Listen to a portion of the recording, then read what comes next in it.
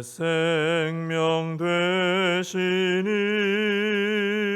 구주 예수 떠나 살면 죄 중에 빠지리.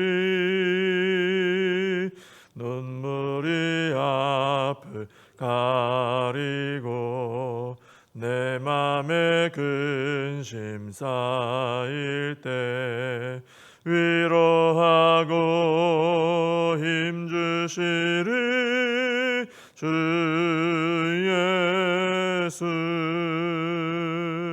예수는 나의 힘이요 내 친구 되시니 그 은혜를 간구하면 풍성히 받으리. 햇빛과 비를 주시니 추수할 곡식 많도다. 귀한 열매 주시는 주 예수. 예수는 나의 힘이요 내 기쁨 되시니 그 명령을 준행하여 늘 충성하겠네. 주야로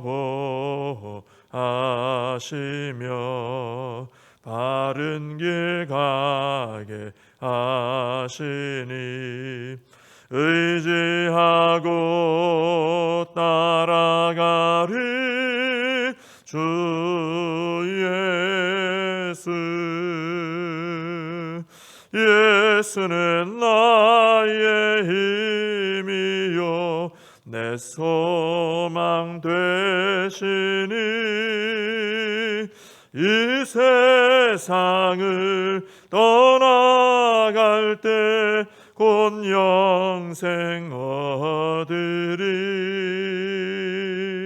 한없는 복을 주시고 영원한 기쁨 주시니 나의 생명 나의 기쁨 주 예수. 사도신경으로 신앙 고백하시겠습니다.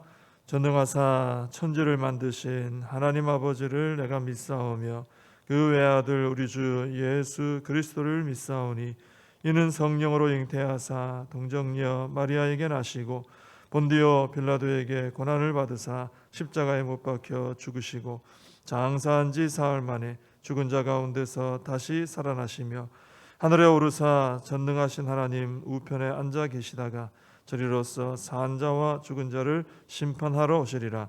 성령을 믿사오며 거룩한 공회와 성도가 서로 교통하는 것과 죄를 사하여 주시는 것과 몸이 다시 사는 것과 영원히 사는 것을 믿사옵나이다. 아멘. 예레미야서 15장을 보시겠습니다.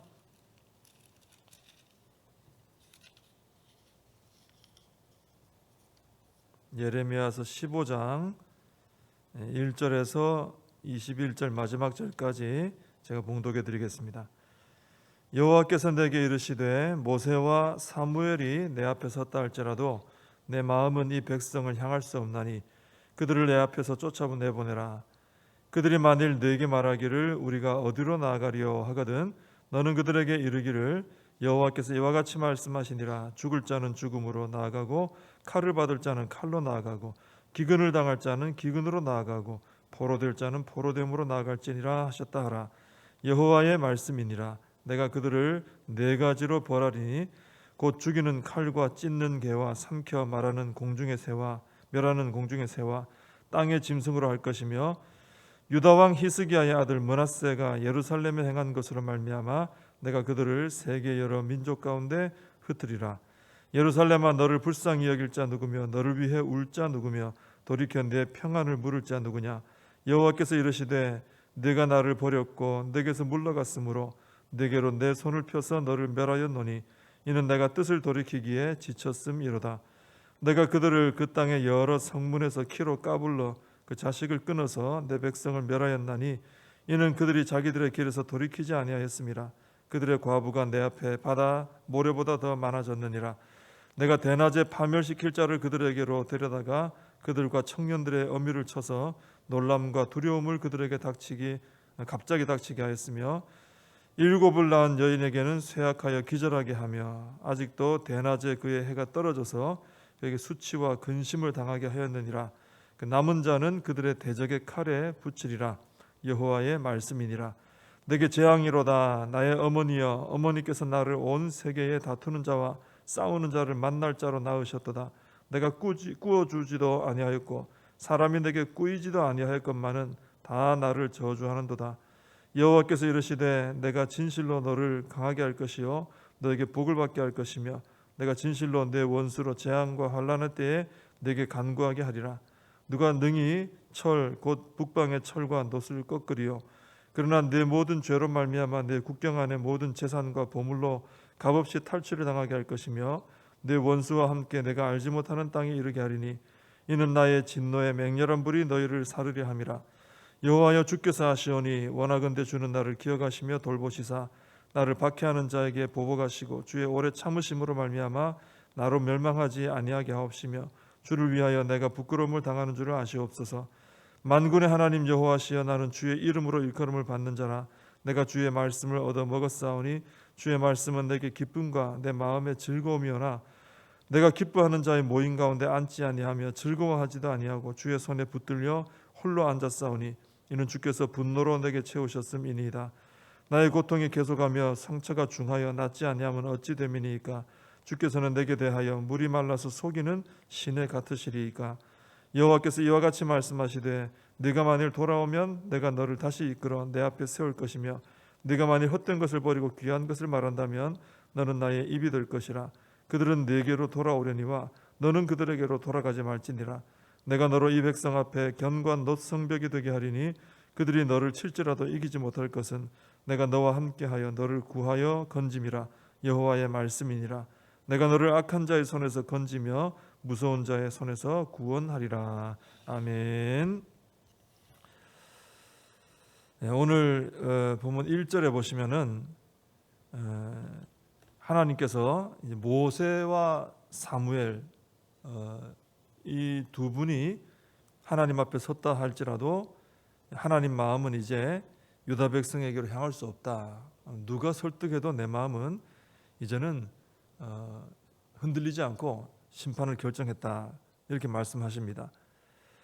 그리고 더 그것을 강하게 또 표현을 한 번 더 하시죠. 2절에서 우리가 어디로 나아가리요 하는 백성들에게 하나님께서 길을 네 가지 제시하십니다. 그 길이 뭐냐 보니까 죽을 자는 죽음으로, 칼 받을 자는 칼로, 기근당할 자는 기근으로, 포로될 자는 포로됨으로 나아가라. 길을 하나님이 제시하시는데 하나도 사는 길이 없어요. 다 네 가지 다 죽는 길입니다. 이제는 하나님께서 살 길을 제시하지 않으시고 심판받고 죽을 길만 이제 너희들 앞에 제시한다, 이런 것이죠. 그리고 3절에서도 보면은 네 가지 벌을 주신다 하시면서 죽이는 칼, 찢는 개, 삼켜 멸하는 공중의 새, 땅의 짐승으로 한다. 이 말은 사방팔방으로 피할 길이 없다는 것이죠. 심판이 결정됐다는 것입니다. 하나님께서 그러시면서 내가 이렇게 진노하는 이유가 바로 그 4절에 나오는 것처럼 히스기야 왕의 아들 므낫세의 악행 때문이다, 이렇게 말씀하십니다. 이 므낫세는 이제 히스기야 왕이 무너뜨렸던 우상들을 다시 다 세운 사람이에요. 그래서 백성들이 다시 우상 숭배에 깊이 빠지게 했던 굉장히 악한 왕입니다. 이 므낫세로 인해서 유다 백성들은 깊은 우상 숭배의 죄에 빠졌고, 그래서 하나님조차도, 하나님 오래 참으시는데 하나님조차도 6절 그 마지막에 나오는 것처럼 뜻을 돌이키시기에 이제 지쳐버릴 정도로 그런 상태가 되고 말았습니다. 그래서 하나님께서 이런 심판을 결정하셨고 7절에서 9절까지에도 보면 하나님의 심판 이야기가 나오는데 9절 마지막에 보면 그 남은 자들마저도 대적의 칼에 붙이리라 이렇게까지 말씀하십니다. 남김없이 다 심판을 받게 될 것이다 이런 말씀을 하신 거죠. 이게 가만히 보면 이스라엘 이 유다 백성들은 참 이 길을 이렇게 하나님 앞에 바른 길을 가지 않았던 이런 죄를 지은 것을 볼 수 있습니다. 하나님께서 엄청난 노력을 기울이시면서 하나님 말씀을 통해서 바른 길을 제시하셨거든요. 기다려 주셨거든요. 근데 이제는 도저히 이제 돌이킬 방도가 없어서 하나님께서도 내가 지쳤다 이렇게 말씀하실 정도로 이제는 다른 방도가 없어서 심판을 하신다 이렇게 말씀하고 계십니다. 그래서 우리는 신앙생활하면서 우리의 길을 잘 분별하는 지혜가 있어야 되겠습니다. 내가 지금 어느 길로 가고 있는가. 항상 우리 하나님 길을 중요하게 생각하시거든요. 어느 길로 걸어가는가. 그래서 내가 지금 걷고 있는 길이 혹시 내 뜻대로 걸어가는 길은 아닌가. 내가 걸어가는 길이 하나님 뜻대로 이끌어 주시는 길인가. 내가 지금 어디 서서 어느 방향을 향해 내가 가고 있는가. 우리가 이것을 잘 분별해서 하나님께서는 이제 우리가 조금이라도 곁길로 빠지면 말씀으로 또 하나님의 어떤 손길로 바른 길로 인도를 해주십니다. 그것만 잘 분별해서 내 길을 걸어가고 있다면은 돌이켜서 하나님의 길로 방향을 바꾸면 됩니다. 이것만 잘하면 복된 길, 믿음의 길, 생명의 길로 갈 수 있는데 이게 잘못돼서 끝까지 내 고집대로 계속 거절하고 내 고집대로 가버리면은 하나님께서 말씀하신 것처럼 길을 제시해도 안 좋은 죽음의 길밖에 없는 이런 삶이 되는 것이죠. 우리가 내가 걸어가는 길을 잘 분별해서 항상 하나님께서 인도하시는 생명의 복된 길로 걸어가는 우리가 되어야 될 줄로 믿습니다. 10절에서 18절까지는 예레미야 선지자가 굉장히 고통스러워하면서 하나님께 좀 따지고 하는 그런 내용이 나옵니다. 그 내용 전체를 좀 요약을 하면 예레미야 선지자는 처음에 하나님 말씀을 받고 부르심 받았을 때 굉장히 그 은혜로 인해서 기뻐했어요. 은혜 받은 것이죠. 그리고 악한 자들의 어떤 미혹도 있었지만 같이 하지 않고 외롭지만 사명을 잘 감당을 해왔습니다. 근데 대적들의 비난과 저주와 공격이 끊이지 않고요. 또 사역을 열심히 했는데도 아무런 변화도 없고 또 고통은 계속되고 상처는 중해지고 그러는 바람에 이 예레미야 선지자가 하나님을 향한 불신의 마음이 생겨버렸습니다. 18절에 보면은 하나님이 자신에게 속이는 시내 같다. 하나님이 자기를 지금 속이고 있다 이거예요. 하나님을 신뢰할 수 없는 그런 지경이 된 것입니다. 흔들려 버린 것이죠. 그래서 예레미야는 사명 감당하다가 너무 지쳐가지고 이제 하나님을 향한 마음까지도 좀 무너진 그런 상태가 됐습니다. 19절을 읽어보면은 이때 예레미야 선지자는 잠시 사명의 길에서 벗어났고 또 헛된 것을 말하기까지 했던 그 입에 하나님 말씀이 심어졌으면 그 말씀이 계속 나와야 되는데 이제는 막 헛된 말이 나오는 그 정도 지경이 된 것을 보게 됩니다. 그러니까 사역으로 인한 그런 중압감 이런 것을 좀 버티지 못하고 굉장히 힘든 그런 상태 속에 있었다는 것이죠. 심지어 하나님께서 19절 마지막 부분에서 그들은 내게로 돌아오려니와 너는 그들에게로 돌아가지 말지니라 이런 말씀을 언급하신 걸 볼 때 이 예레미야가 유다 백성들에게 하나님께로 돌아오라 하는 말씀을 전하다가 그걸 좀 내려놔 버리고 포기해 버리고 나도 저들과 같이 걸어가 버릴까 이런 어떤 미혹에까지 좀 마음이 넘어가지 않았나 이런 것을 좀 살필 수 있습니다. 굉장히 예레미야가 힘든 거죠. 지금 그 하나님 시키신 일을 감당하면서 아주 지금 힘든 그런 상황 가운데 놓인 것을 보게 됩니다. 이런 예레미야에게 하나님께서는 그런 말씀을 해주시죠. 다시 하나님께로 네가 돌아온다면 너를 내가 세워주겠다. 또 하나님의 입이 되게 해주겠다. 또 견고한 노성벽이 되게 해서 아무도 너를 이기지 못하게 하고 악한 자의 손에서 건져주겠다. 이런 약속을 예레미야에게 다시 주십니다. 붙잡고 일어나라 이것이죠. 이 15장 그래서 15장 전체 말씀을 좀 가만히 보면은 하나님도 좀 지치신 것 같고요. 그런 표현을 하셨죠. 하나님께서 나도 이제 나 뜻을 돌이키는 게 지쳤다. 그런 말씀하셨거든요.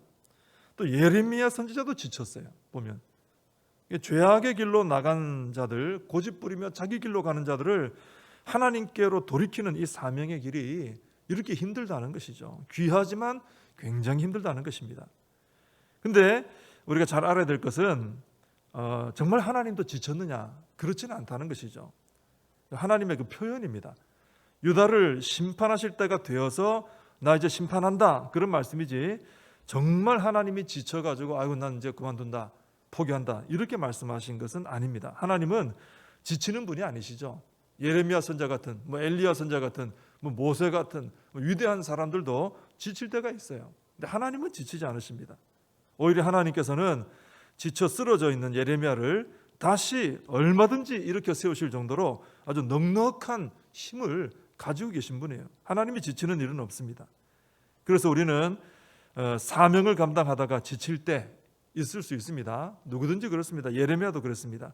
그때 우리는 하나님을 떠난다거나 사명을 버린다거나 말이나 행동에서나 죄인들과 같아지거나 이래서는 안 된다라는 것이죠. 오히려 영원히 지치지 않으시고 무한한 힘을 공급해 주시고 이기게 하시고 보호해 주시는 하나님께 가서 다시 힘을 공급받아서 사명을, 하나님의 부르심의 그 일을 감당을 해야 한다라는 것입니다.